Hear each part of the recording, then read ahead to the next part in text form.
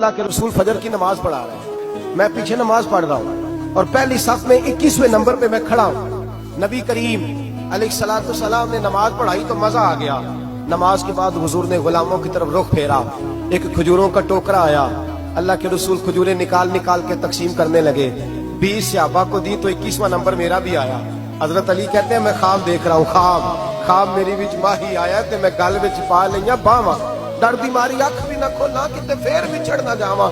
کہتے میں نے دیکھا حضور نے کھجور اٹھائی، اس کو صاف کیا، مجھے دی۔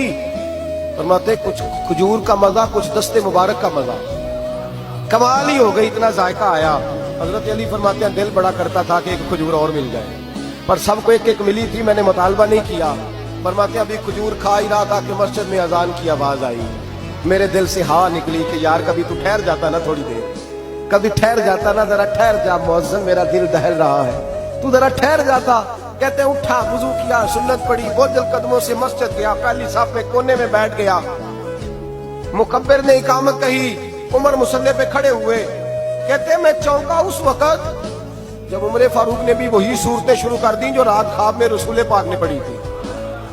میں بڑا حیران ہوا، نماز مکمل کر کے عمر بھی اسی طرح دیوار سے ٹیک لگا کے صحابہ کی طرف منہ کر کے بیٹھے جیسے نبی پاک بیٹھے تھے۔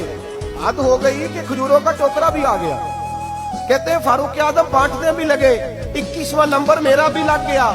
عمر نے کھجور دی تو ذائقہ بھی بڑا ہی آیا۔ حضرت علی شیر خدا فرماتے ہیں حضور سے تو ادب کی وجہ سے مانگ نہیں سکا تھا، عمر اپنا یار تھا، ایک کھجور کھائی تو میں نے کہا عمر یار ایک اور دے دے، تو کہتے ہیں فاروق اعظم نے ٹوکری میں ہاتھ رکھا، کھجور صاف کی، میں سمجھا ملنے لگی ہے۔